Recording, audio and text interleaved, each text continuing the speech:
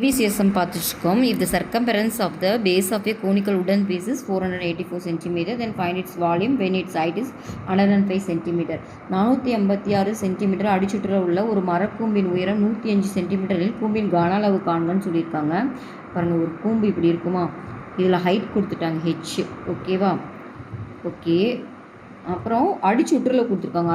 அடிப்பகுதி நம்மளுக்கு தெரியும், ஒரு சர்க்கிள் தான். அதோட சுற்றளவு நம்மளுக்கு தெரியும், சுற்றளவு ஃபார்முலா சர்க்கிளுக்கு 2πr, அது கொடுத்துட்டாங்க 484.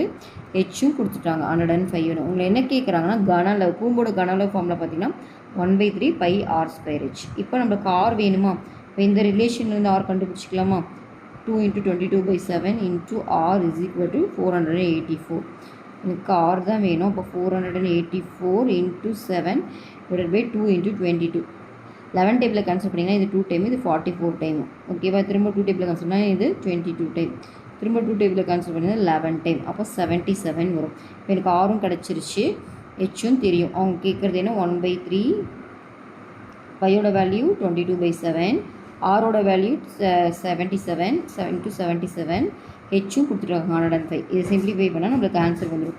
இது 7 டேபிளில் கேன்சல் பண்ணிங்கன்னா 11 டைமு, இது 3 டேபிளில் கேன்சல் பண்ணிங்கன்னா 3 × 3 35, ஓகேவா?